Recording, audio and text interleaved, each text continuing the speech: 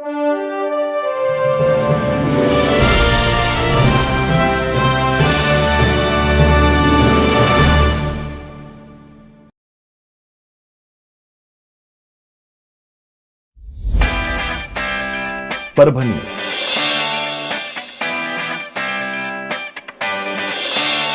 हा जिल्हा महाराष्ट्र राज्यातील मराठवाडा विभागात येतो.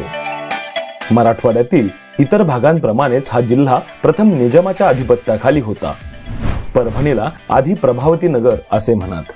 या जिल्ह्याची समुद्र सपाटीपासूनची उंची सुमारे 357 मीटर इतकी असून या जिल्ह्याचे क्षेत्रफळ सुमारे 6250.58 चौरस किलोमीटर इतके आहे. या जिल्ह्यात एकूण 9 तालुक्यांचा समावेश होतो.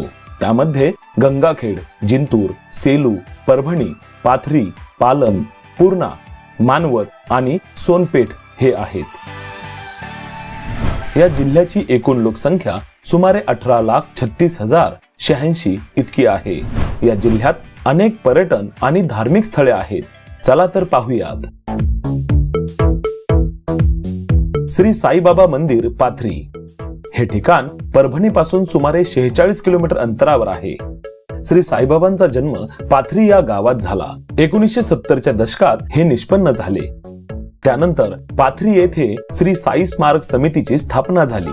पुढे 1994 साली साईबाबा यांच्या मंदिराचे बांधकाम सुरू करण्यात आले. आज हे ठिकाण अतिशय जागृत देवस्थान आहे.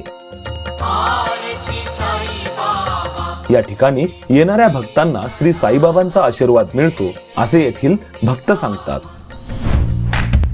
श्री दिगंबर जैन तीर्थक्षेत्र, नेमगिरी संस्थान, जिंतूर.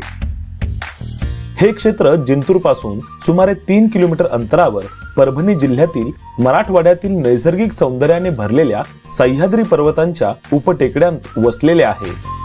नेमगिरी हे जैन तीर्थस्थान आहे. येथे नेमगिरी नामक 2 टेकड्या आहेत. याशिवाय चंद्रगिरी हे प्राचीन ज्योतिर्लिंग देखील आहे. तसेच हे ठिकाण जैन गुहा मंदिर व चैत्यालयांसाठी जगप्रसिद्ध आहे. श्री नेमिनाथ भगवान दिगंबर जैन मंदिर, नवागड. श्री नेमिनाथ दिगंबर जैन मंदिर, नवागड हे भगवान नेमिनाथांच्या प्राचीन आणि कलात्मक मूर्तीने प्रसिद्ध आहे. पूर्वी हे ठिकाण उखळद गावात वसलेले होते, जे पूर्णा नदीच्या काठावरून सुमारे 2 किलोमीटर अंतरावर आहे.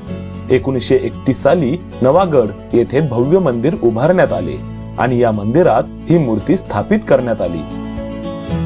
नवागडचे हे मंदिर अतिशय कलात्मक, विशाल आणि उच्च शिखराचे आहे. हजरत तुराबुल हक दर्गा, परभणी. परभणी शहरालगत हजरत तुराबुल हक दर्गा ही आहे. याला 108 वर्षांचा इतिहास आहे. प्रत्येक वर्षी येथे सर्व धर्मांचे हजारो अनुयायी 2 फेब्रुवारी ते 15 फेब्रुवारी दरम्यान एकत्र येतात. परभणीमधील हा दर्गा सर्व धर्मांमधील एकतेचे प्रतीक आहे. श्री नृसिंह मंदिर, पोखर्णी. पोखर्णी देवस्थान परभणीपासून 18 किलोमीटर अंतरावर स्थित आहे. श्री नृसिंह मंदिर हे आंध्र प्रदेश आणि इतर आसपासच्या राज्यांतील यात्रेकरूंचे श्रद्धास्थान आहे. पोखर्णी येथील नृसिंह मंदिर सुमारे 1000 वर्षांपूर्वी बांधले गेले होते. या मंदिराचे बांधकाम हेमाडपंथी वास्तुशैलीत आहे. श्री मुदगलेश्वर मंदिर, मुदगल. परभणी जिल्ह्यातील हे धार्मिक स्थळ शहरापासून सुमारे 45 किलोमीटर अंतरावर आहे. येथे भगवान मुदगलेश्वराचे प्रसिद्ध मंदिर आहे. हे मंदिर गोदावरी नदीच्या काठावर वसलेले आहे. सुरुवातीच्या काळात हे मंदिर देवभूमी या नावाने ओळखले जात असे. या परिसरात 3 मुख्य मंदिरं आहेत. मृत्युंजय पारदेश्वर मंदिर, परभणी. परभणी शहरातील पारदेश्वर हे संगमरवरी मंदिर श्री स्वामी सच्चिदानंदजी सरस्वती यांनी बांधले. या मंदिराचे वैशिष्ट्य म्हणजे या मंदिरातील शिवलिंग हे पाऱ्यापासून म्हणजेच मर्क्युरी पासून बनवलेले आहे. पारा हा साधारण तापमानामध्ये द्रव स्वरूपात असतो, परंतु हे एकमेव शिवलिंग आहे जे स्थायू स्वरूपात असून ते पाऱ्यापासून बनलेले आहे. म्हणूनच या शिवलिंगाला पारद शिवलिंग असेही म्हणतात. चारठाणा. चारठाणा किंवा चारठाणे हे जिंतूर पासून सुमारे 18 किलोमीटर अंतरावर आहे. येथे प्राचीन मंदिरे आहेत. सुमारे 11व्या ते 12व्या शतकात म्हणजेच देवगिरीच्या यादव राजांच्या काळापासून या गावाचा इतिहास आहे. या काळात येथे अनेक हेमाडपंथी पद्धतीची मंदिरे बांधली गेली. श्री क्षेत्र गंगाखेड ही संत जनाबाईंची जन्मभूमी असल्यामुळे येथे जनाबाईंची समाधी देखील आहे. तसेच गंगाखेड जवळून गोदावरी ही नदी वाहते. या गोदावरी नदीच्या पात्रात अनेक छोटी मंदिरे आहेत. काही मंदिरे ही नदी पात्रात आहेत, तर काही नदी पात्रापासून थोड्या उंचीवर स्थित आहेत. याशिवाय या जिल्ह्यात अनेक अशी स्थळे आहेत जिथे सर्वांनी आवर्जून भेट देणे गरजेचे आहे.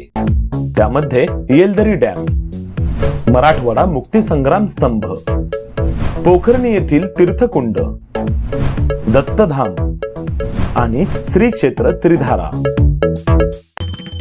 लाईक करा, शेअर करा, सबस्क्राईब करा. महाराष्ट्र हेरिटेज प्रत्येक पान इतिहासाचे.